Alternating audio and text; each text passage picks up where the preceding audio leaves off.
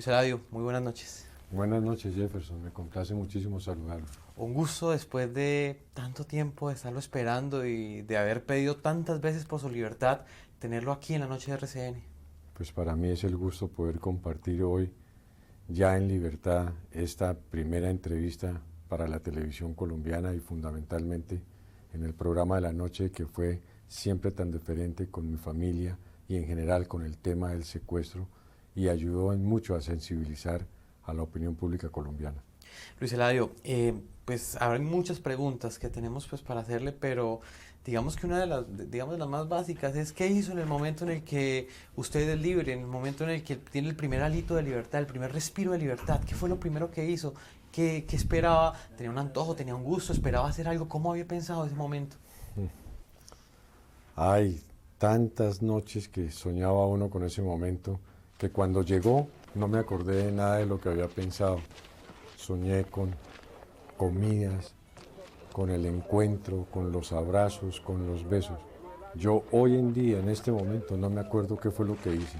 Lo único cierto es que, como decía el poeta Tagore en su poesía Pájaros Perdidos, sufrí, desesperé, vi la muerte.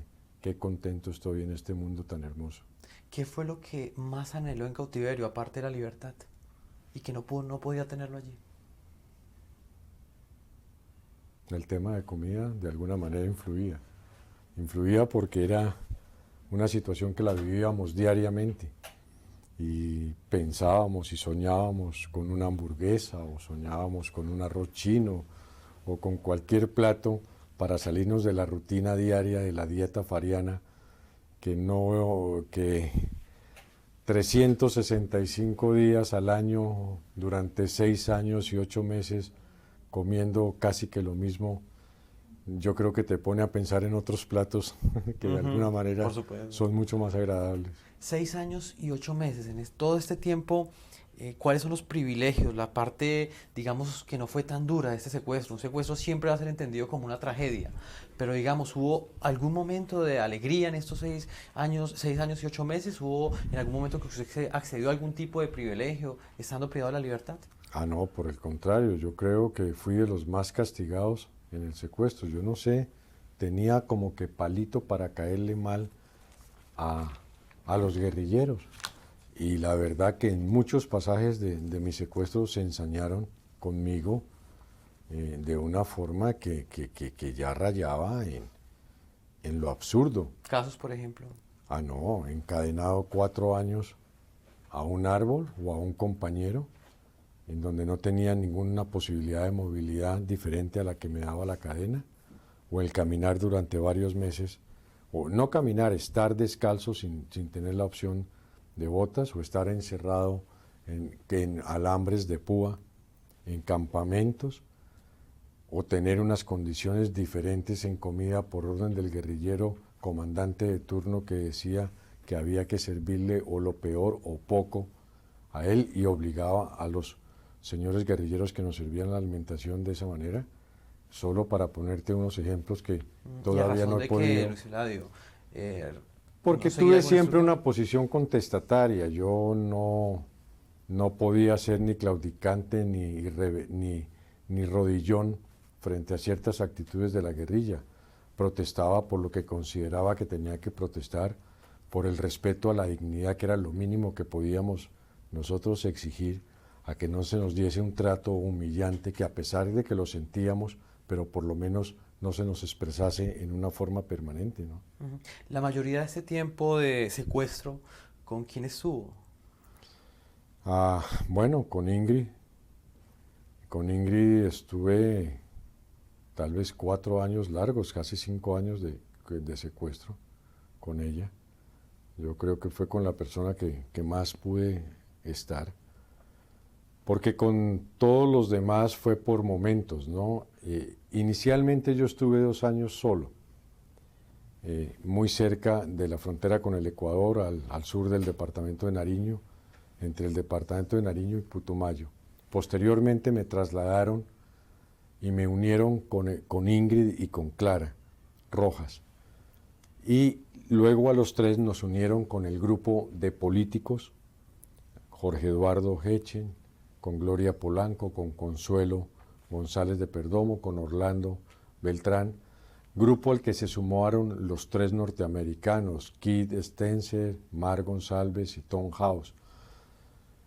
Y permanecimos bajo el mando del comandante Martín Sombra, que coincidencialmente me entero que acaba de ser detenido por las autoridades colombianas durante un año, y en un campamento adyacente, una distancia de unas mallas y unos alambres de púa, estaban 28 entre militares y policías y el doctor Alan Jara.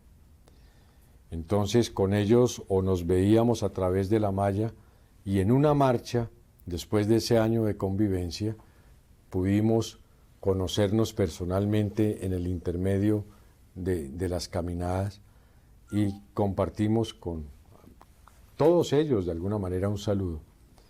Al final de esa marcha nos dividen en grupos y nos ponen a Ingrid y a mí con 8 militares y policías. Permanecimos con ellos alrededor de 3 años, y a partir de julio del año pasado se suman los 3 norteamericanos y nos dividen en 2 grupos, a los 13.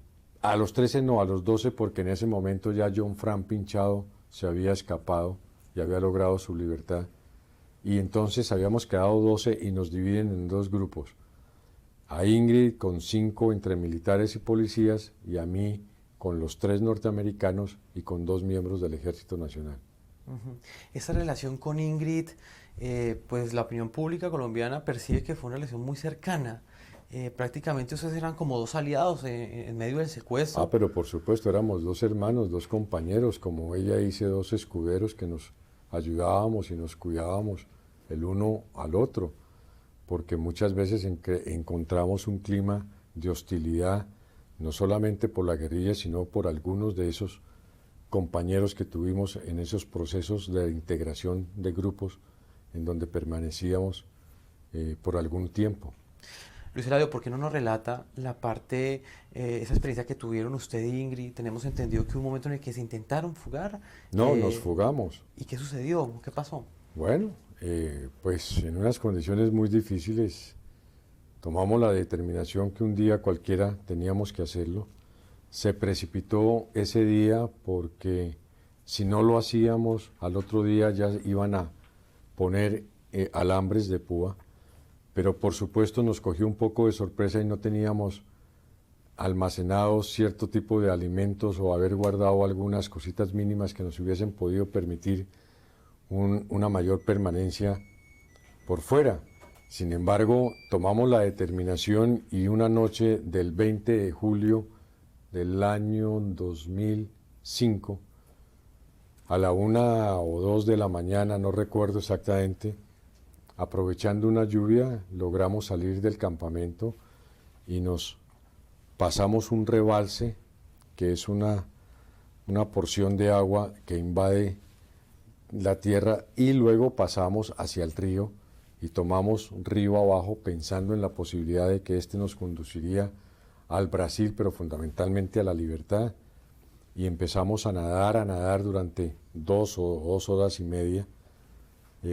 Pero la hipotermia obligó, empezábamos a sentir ya demasiado frío, obligó a salirnos. Logramos descansar durante el día y volver por la noche a nadar en el río. Ya no aguantamos las 2 horas, sino menos, y así sucesivamente hasta que el 5º o 6º día, las muy poquiticas provisiones que llevábamos y 3 anzuelos que nos permitió pescar, sobre todo a Ingrid, que era la que tenía una suerte increíble para lograr sacar pescados, nos permitió, se nos enredaron los 3 anzuelos y quedamos en una situación muy difícil. Yo empecé a sentirme un poco mal de salud. Ingrid se preocupó por mi cuadro diabético, con toda la razón.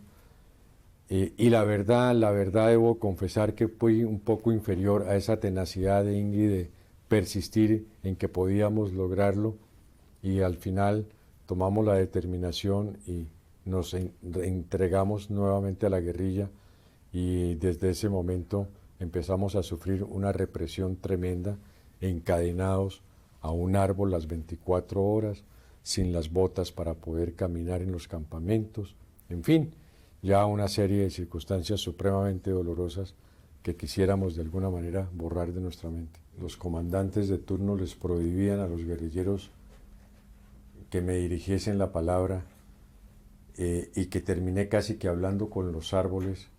Tuve momentos de desespero y de pensar en tomar una determinación, de esas determinaciones difíciles de tomar. El mismo sabor refrescante de tu Águila de siempre lo disfrutas por solo 1,100 pesos. Águila refresca nuestra pasión. El exceso de alcohol es perjudicial para la salud. Prohíbas el expendio de bebidas embriagantes a menores de edad. Que deseen la noche. La noche.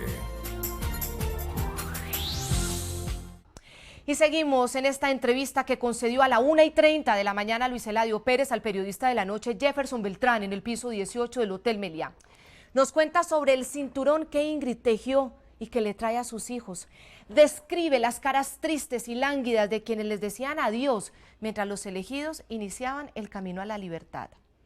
Las cartas de los estadounidenses que le quitaron las FARC, pero la advertencia de que tiene el mensaje clarito en su cabeza y la audiencia que le pedirá al presidente de Estados Unidos, George Bush.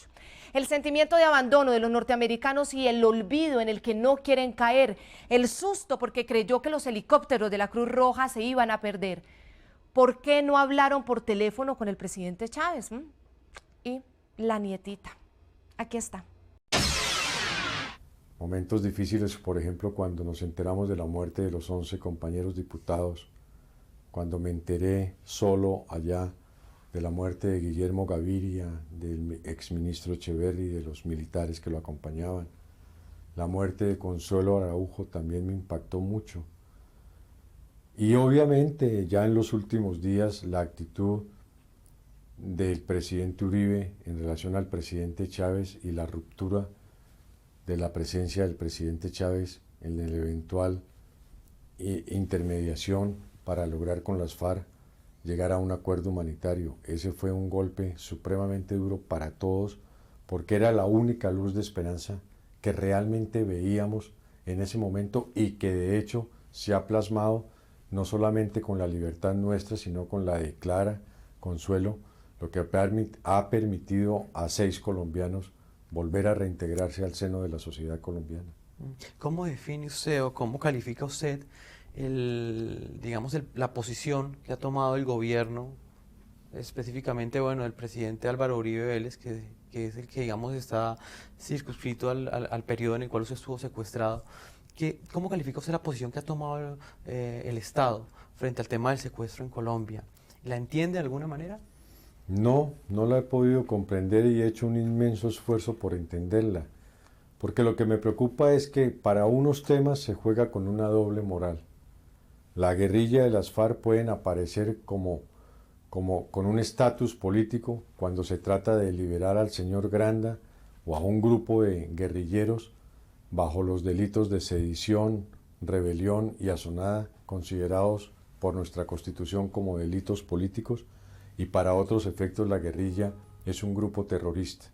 Esa indefinición, esa doble moral para definir cuál es la verdadera postura de las FARC frente al gobierno colombiano es la que no ha permitido desentrabar el tema del acuerdo humanitario, independientemente del inamovible de un sitio de encuentro como Florida o Pradera, que se puede superar bajo otra óptica y bajo otra visión. Personalmente, para ello traigo una propuesta que en su momento formularé al presidente Uribe y de igual manera al presidente Sarkozy, y posteriormente consultarla con el presidente Chávez, que podría desentrabar ese inamovible. Pero obviamente tenemos que de alguna manera lograr que el presidente Uribe no solamente entienda que tiene que definir su postura en relación a la guerrilla de las FARC, su comportamiento político y el avance posible hacia un acuerdo humanitario, sino que tiene que asumir la responsabilidad histórica que tiene para con el país y para con él mismo de cumplir el mandato constitucional de velar por la vida, honra y bienes de los ciudadanos colombianos y salvar a 40 o a 45 compañeros colombianos, empezando por Ingrid Betancourt, que se están hoy muriendo en las selvas colombianas. ¿Esa propuesta fue preparada por usted en cautiverio? Surge de las experiencias de los últimos días de cautiverio y sobre todo que concuerda con los últimos movimientos políticos que se han venido presentando tanto en Colombia como en Venezuela y la actitud y las posturas últimas asumidas por Francia. De manera que me parece que puede encajar en este momento en que se está o que se tiene tantas dudas sobre la posibilidad de desenvolver el tema del acuerdo humanitario y cuando se habla a través de comunicados emitidos por las FARC en las últimas horas de que no habrán más liberaciones unilaterales por parte de ellos. ¿Usted cree que el despeje es un inamovible total? ¿Es necesario? ¿Es una condición sin la cual los secuestrados no pueden recuperar la libertad? Hay unas propuestas que pueden desentrabar ese inamovible sin necesidad de que se llegue al despeje y con el convencimiento y el visto bueno de las partes. Luis Eladio, con respecto a la posición, bueno, ya hablamos frente al gobierno. En ese momento, ya en su condición de liberado, ¿qué puede decir usted de las FARC? ¿Las FARC son un grupo terrorista? Yo creo que las FARC son una organización política y militar que comete actos terroristas. Y desde ese punto de vista, ¿cómo la ve en ese momento, en esa coyuntura política actual del país? ¿Podríamos pensar que las FARC le están jugando una propuesta de paz en el corto plazo, con esas liberaciones unilaterales, con las últimas declaraciones que ha dado el mismo Raúl Reyes? ¿Podríamos pensar en ese escenario a corto plazo, pero naciendo esa idea desde las FARC? Yo creo que las FARC han entendido que el momento histórico en que están viviendo y han comprendido el rechazo de la comunidad internacional a esas prácticas terroristas que tienen que superarlas, empezando por el tema del secuestro, que es evidente que ya tuvo su repercusión mundial, que ella le ha generado un desgaste político muy fuerte a las FARC. Militarmente hablando, las FARC son las únicas que sabrán si el tema de la seguridad democrática expuesto por el gobierno nacional las ha golpeado o no, si los operativos militares a través del Plan Patriota y otros planes han tenido la efectividad que pretendemos todos o que se pretenden por parte de las fuerzas militares y si ellas han afectado el devenir militar de las FARC. Y si eso es así, las FARC tendrán que comprender que ha llegado el momento de pensar de una vez por todas de que tiene que avanzarse hacia un proceso de paz a través del diálogo y la concertación, porque indiscutiblemente no se logrará la paz en Colombia en la medida en que mantengamos el criterio de que el fin justifica los medios y cuando sigamos pensando sin comprender que los medios que se utilicen son los que al final condicionan los fines y como vamos, esos fines no jamás podrán ser la paz que es lo que todos los colombianos anhelamos. ¿Sabía usted que Fab es el único detergente recomendado por la Corporación Algodón de Colombia? Fab deja los blancos más blancos y los colores más brillantes. Fab, no hay nada mejor. Que deseen la noche.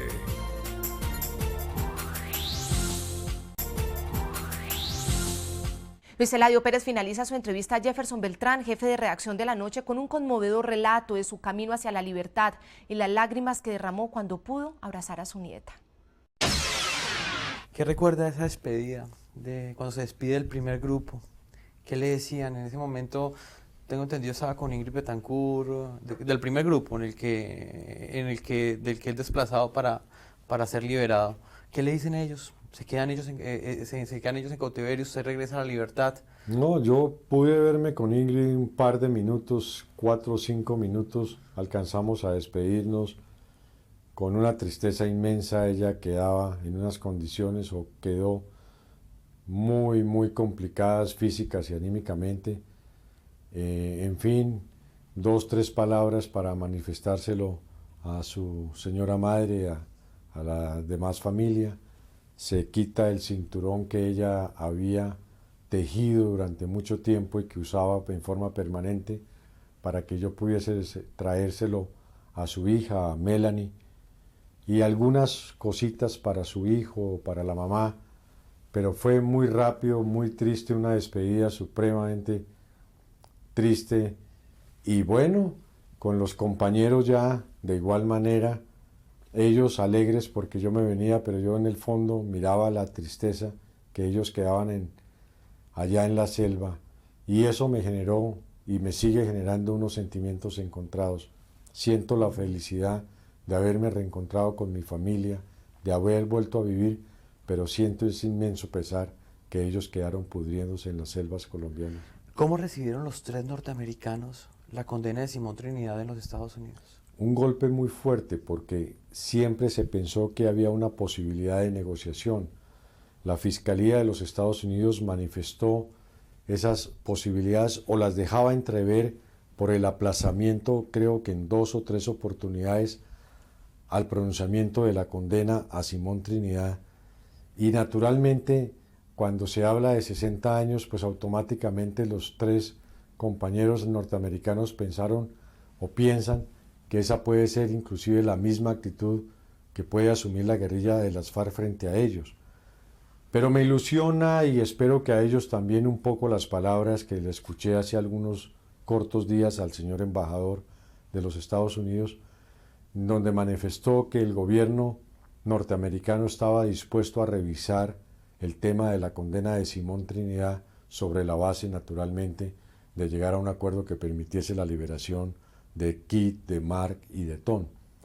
Yo traía unas cartas dirigidas al presidente Bush, a algunos candidatos, a John McCain, al candidato Obama, a Hillary Clinton, a la presidenta del Congreso, a el diario New York Times, al Washington Post, con el ánimo de tratar de mover por parte de ellos un ambiente que permitiese tomar unas determinaciones y que no siguieran siendo secuestrados también por el olvido de las autoridades norteamericanas durante 5 años, y pensar que su caso también podía resolverse dentro de este gran paquete que se denominaba acuerdo humanitario. Lastimosamente esas cartas, la guerrilla a última hora no me permitió sacarlas, pero tengo su contenido en el disco duro que todavía tengo en mi cabeza, y espero poder en los próximos días viajar a los Estados Unidos a, si es posible, solicitar una audiencia con el presidente Bush y poder colaborar de alguna manera para que estos 3 compañeros puedan también recobrar su libertad. Bueno, me imagino que aún mantiene intacto y lo mantendrá intacto para toda su vida ese instante en el que usted está, bueno, según las indicaciones que dieron en la zona de Tomachipán, en el departamento del Guaviare, estamos hablando del río Inírida, una zona de raudales, una zona donde prácticamente es la entrada a la selva amazónica, porque muy cerca de allí se parte la Orinoquía y la Amazonía. Y usted camina y camina, se ve como una casita como de madera en la mitad de la selva, una zona donde están los Nucas Macú también, y ve ese helicóptero llegar. ¿Qué siente usted en ese momento? Primero que era verdad, porque hasta ese momento dudé mucho de la posibilidad de la libertad, a pesar de que ya había concluido la marcha que nos conduciría a ella. Y dudé porque efectivamente yo sí creí que estábamos cercados militarmente, como se expresó, o como lo conoció la opinión pública colombiana e internacional. No habían bombardeos en la región, como se manifestó, pero sí pensé que estábamos cercados, sí entendíamos que había una presencia militar muy fuerte en el área, y en un momento dado llegué a creer que las FARC pudiesen tomar la determinación de suspender el operativo de liberación e introducirnos nuevamente a las selvas. Y claro, esas últimas horas fueron de mucha angustia, porque cualquier movimiento que nosotros veíamos de la guerrilla era como que pensando de que las cosas se habían dañado y que retornábamos a los campamentos. Y por supuesto, cuando vimos los helicópteros, comprendí de que sí era verdad y que íbamos para la libertad, pero con una angustia tremenda porque los helicópteros no lograban aterrizar, y en un momento dado pensamos que se estaban retirando, pensamos que de pronto no habían entendido las coordenadas o habían fallado en algo las coordenadas y el desespero nuestro era tremendo. Y yo no sé si captaron la televisión, las imágenes, cuando nosotros en forma desesperada le tratábamos de hacer las señales a los helicópteros para que no se fueran y entendieran que ahí era donde estábamos y que tenían que regresar para sacarnos a la libertad. ¿No los veían o qué? Yo no sé, no mirábamos porque, entre otras cosas, el polvo que levantaba los helicópteros impedía en ese momento mirar, pero nuestra angustia y nuestro desespero era que no se fueran a ir, que tenían que bajar, que tenían Ustedes que estaban quedando en una zona cercana. En las imágenes que pudimos conocer en televisión vemos que es un terreno que fue podado, inclusive se nota que fue quemado, fue como acondicionado para que ese helicóptero aterrizara allí. ¿Estaban ustedes cerca de allí durante las últimas noches? Las 2 o 3 últimas noches dormimos a unos 10, 15 minutos de esa zona, sí, muy cerquita, muy cerquita.